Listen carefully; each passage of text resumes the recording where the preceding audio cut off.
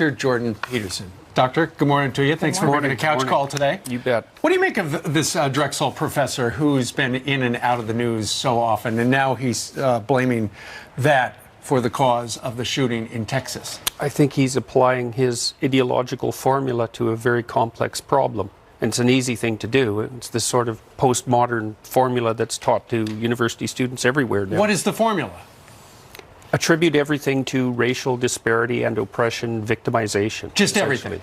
Well, essentially, it's a recasting of Marxism, I would say. And with the Marxist theory, it was rich against poor, bourgeoisie against proletariat. And that was recast in the 1970s as oppression due to group identity, essentially. And so that's where identity politics came from. It's a formula you can learn in about a day, and then you can use it to explain everything. College is designed to teach you to think about the world and prepare you for the world outside of college. How is this helping that, and what kind of students are we getting when they're 22, 23, whenever they graduate? You have the tense wrong. College was that. Understood. So, and I don't think it is that in many cases now, especially in the liberal arts, and that's a real catastrophe. Much different than my experience 15, 20 years ago. Yeah, well, things have changed dramatically in the last 5 years, I would say. And we saw this rise of political correctness in the 1990s. It burst forward in between 1990 and about 1993. And then it seemed to subside a little bit, but it's back with an absolute vengeance now. And we know that most of the university campuses, in the liberal arts anyways, are heavily dominated by leftist thinking, and radical leftist thinking for that matter. Well, what happened, Doctor, in the early 90s to spawn this? Well, I think it's popped up more or less repeatedly since the late 1960s. I'm not sure exactly why. Started with the anti-war movement?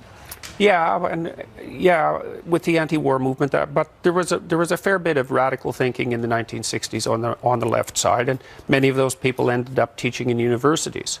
And so, and with the rise of postmodernism, that's a huge factor. That was a French intellectual school that was a transformation of Marxism into identity politics, essentially. And because it's, I think, in some sense, because it requires almost no intellectual effort and leaves you with an overwhelming sense of moral superiority, it's very attractive to people. They're basically teaching young people, I would say, to be ideological avatars, to go act out this pernicious doctrine in the real world. Some of them were doing that. They were howling at the moon. They were screaming in the night. They were upset at the year anniversary a few days ago of President Trump being elected. What do you make of that? Well, I think a lot of that is a kind of narcissism. You know, I mean, that sort of public display. It's probably amplified to a great degree by social media and media in general, right? Because this sort of highly emotional display does make a reasonable news clip. But what's the danger here?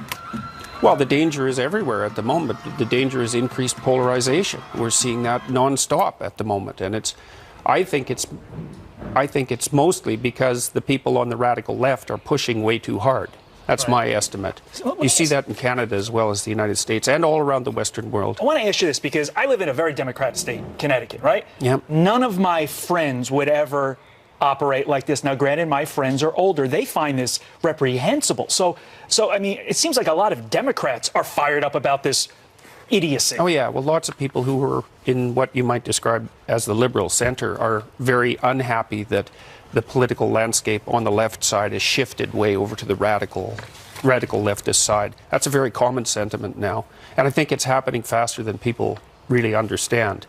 So it's almost impossible to overstate how influential these postmodern doctrines have become and how they're seeping in now into corporations, mostly through HR departments. I read an article, and it was about Barbara Corcoran, and she was talking about people she hires and doesn't hire. And when she's investing in companies like we see on Shark Tank, she says if you're a victim, she hates the word victim and people who have that victimized mentality, where they are the victim, woe is me. Do you see that more and more? Is that like a millennial thing, or is it... Well, it's a form of justification for the use of power.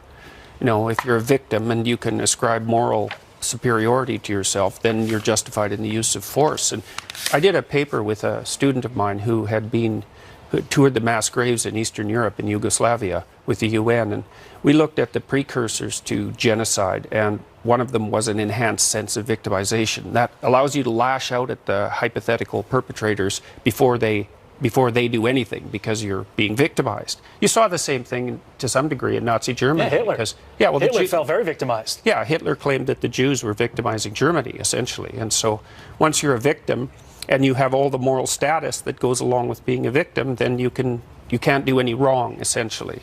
So. Interesting discussion. Dr. Jordan Peterson's new book is called 12 Rules for Life, an Antidote to Chaos, which we certainly need now. Doctor, thank you very much. Thank you, Doctor. Thank you. Hey, thanks very much for the